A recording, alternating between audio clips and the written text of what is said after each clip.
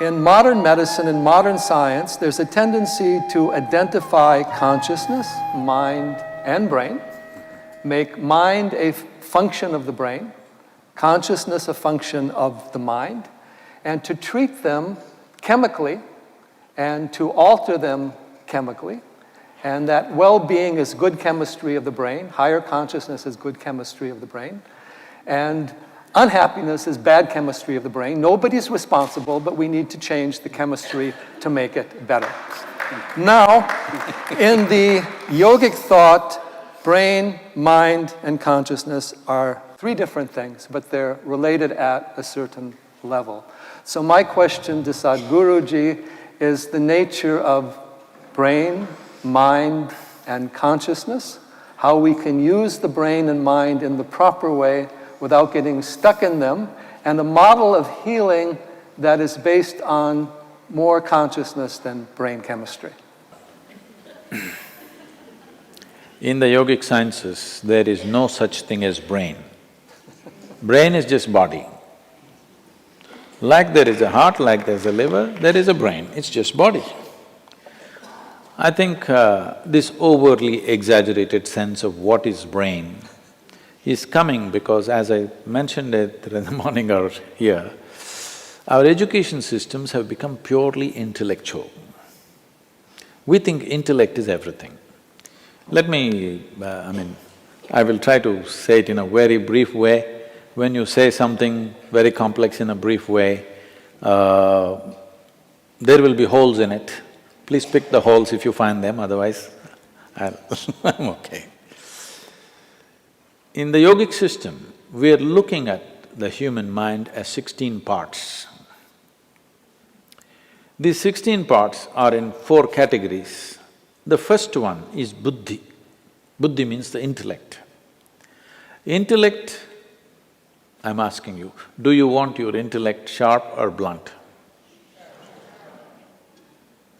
All of you must choose, I'm going to bless you. You want it sharp. So intellect is essentially like a knife. You use a knife to cut things open. This is the nature of the intellect. Whatever you give it, it will dissect. The entire modern science is coming out of human intellect. So everything is by dissection. If you give this flower to the scientist, they will rip it open and see. If you rip it open and see, yes, of course, there are many facts you will know about the flower, only thing is you won't have the flower after that.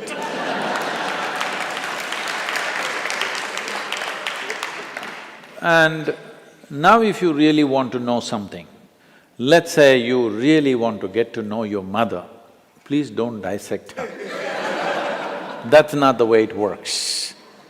Because what you can know by dissection is material aspect of life. You cannot know life by dissection. Only the material and the physical can be dissected. But now we are using our intellect to understand the entire gamut of things. Now we try to dissect. We go on talking about unifying the world and unity and enlightenment, everything with intellect. This is like using a knife to stitch something. If you stitch something with a knife, you leave it in tatters. So you are seeing this, the more knowledge you gather about something, the more misunderstanding and further away from truth we are becoming, not because information is bad, because we are trying to stitch with a knife. So intellect is like a knife, it must be sharp, it is a survival instrument. If you did not have a discriminatory intellect, you would not be surviving on this planet, it's very, very vital. But survival is all that it can do.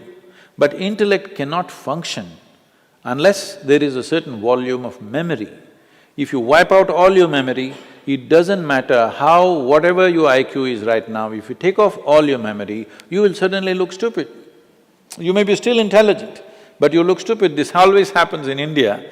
People are putting rural children and urban children together and testing them.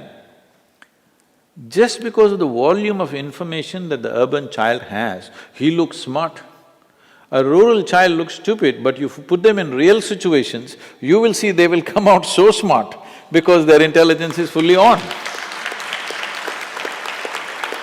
So, intellect looks smart only when you back it up with lot of information, and hence you see information technology and everybody is mad about information. They're not looking into their phones simply for waste of time, because only with all that bits and pieces of data, they look smart among their friends in the society in which they live. It's only with data they can look smart. Without data, they can't do one thing smart. I'll just tell you an example. We have two different types of schools.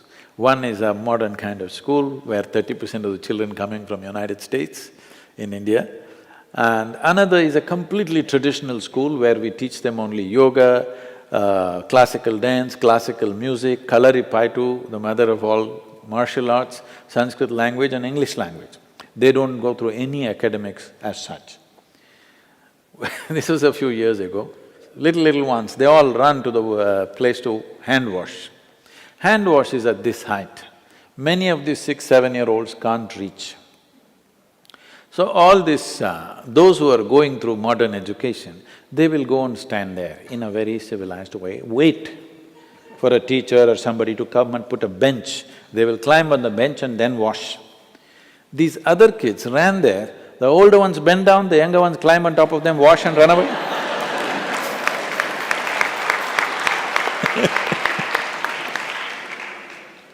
So, too much orientation towards intellect and the other dimensions of intelligence are completely uncultivated today.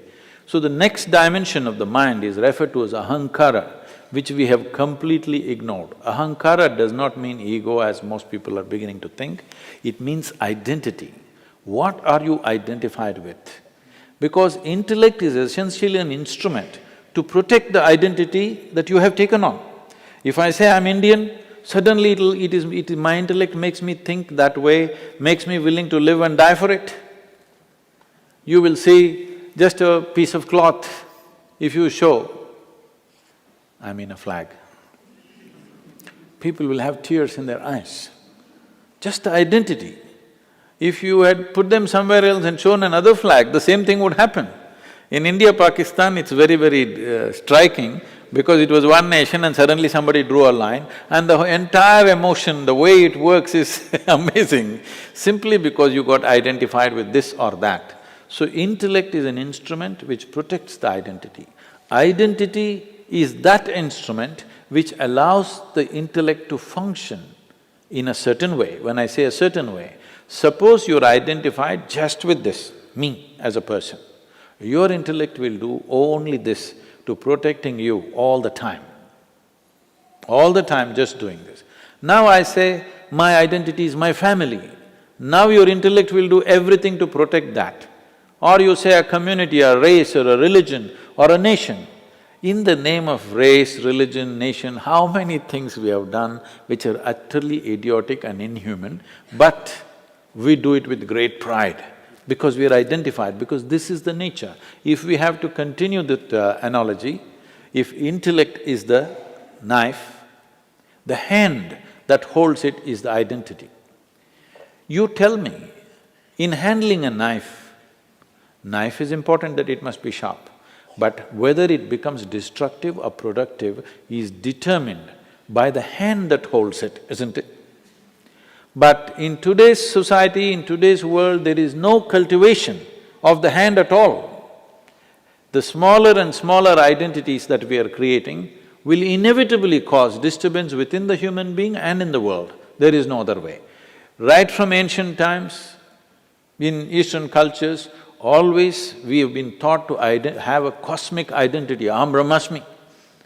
At the age of 12, you must know aham brahmasmi, this means I am the cosmos. Without identifying with a limitless identity, no education should be given. Only after identity is fixed, then education. Because without the right kind of identity, education becomes destructive because you have a limited identity. We can say whatever we want, but essentially all crime, all evil, all most terrible things that we do is just a question of limited identity, isn't it? This is my way, that is your way, this is my country, this is your country, this is my religion, this is your religion. This is all it is. So without cultivating the identity, we are sharpening the knife. We have an unsteady hand, but we are sharpening the knife and arming it with memory. So the next dimension of the mind is called manas, which is a silo of memory. Here there are 8 dimensions of memory. This starts from elemental memory, atomic memory, evolutionary memory, karmic memory and conscious memory, unconscious memory, articulate memory, inarticulate memory. Like this, there are many states of memory. As we already looked at this body carries the memory of everything that's happened on this planet. If we pay enough attention, we can know simply by looking at this how evolution has happened. Only 150 years ago, Charles Darwin talked about evolution by studying life on the planet. But over 15,000 years ago, Adi Yogi spoke about how life evolved. He said, first, almost every Indian person knows it but not conscious of it, is the 10 avatars. You must be studying much of it. The first one is fish or water life. Next one is amphibious. Next one is a mammal. Next one is half man, half animal. Next one is a dwarfed man. Next one is a full-grown man but volatile. Next one is a peaceful man. Next one is a loving man. Next one is a meditative man. Next one is supposed to be the mystical man. This is not one-man story. This is the evolution of life on this planet. So 15,000 years ago, somebody spoke about this by not looking into the microscope, but looking inward, because the entire evolutionary story is written here. So the yogic system is focused on this as to how to activate different dimensions of memory, because without that, with limited amount of memory, you are bound to act in immature ways. So if your intellect becomes super capable, then it's very, very important your identity is cosmic, limitless identity, and your memory is evolved, that all dimensions of memory are active. These 3 function in a certain way, some people have evolved it in certain ways, but largely it is happening in a very skewed way, too much of intellect and other things are very minimalistic. The 4th dimension of intelligence is referred to as chitta. This is a dimension of intelligence which is unsullied by memory. See, we must understand this. We are who we are only because of the memory that we carry. From the color of our skin to what we identify with, what we are, whether we are male or female or everything is a question of memory. It is the memory stored in this which is deciding all these aspects. Whether I am a human being or some other creature is also a question of memory. Memory is a tremendous possibility, but memory is also a limitation and a boundary. What is you and what is me is right now, the boundary of this is just memory. What I remember in my system and what you remember in your system is the boundary. So memory is also a boundary. Memory is the basis of all forms that have happened. There is a certain memory which creates patterns, which patterns in turn create physical forms. The way we are, the kind of form that we have taken is essentially out of the basic memory that is there. Never it got confused in the sense, suppose you and a cow every day start eating mangoes. Never it happens that one day by accident or by lapse of memory, the cow became human or you became a cow. Both of you eat the same food every day, but it will not happen because the memory is so strongly instilled at various levels.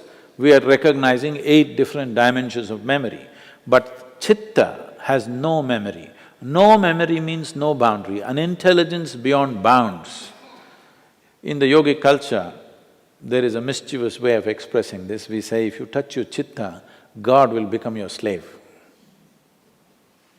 because your intelligence becomes boundless, everything becomes within access. So, it is very important because this is the first time, we must understand this. This is the first time where our survival process is as organized as it is today. This is the first time that human beings have so much time to look at things, otherwise just putting the food together would take 24 hours. Once again, in affluent societies, we are going back to the same thing. As you said, in Montana, somebody has to work 3 jobs when so much land is there. Why do you need to do a job to make your food? No, because you want to buy it in Walmart. I'm saying we've just kind of twisted the entire thing. For the first time, our survival… For example, today you go into your superstore, what you need for next 1 year, you can buy, bring it home and not step out of your house for the next 1 year. It's possible, never before it was possible. Today morning's water, if you have to get, means you have to walk down to the river or the pond or something. For the first time, our survival process is so enormously organized, this is the time for humanity. This is the time for humanity to explore deeper dimensions of life.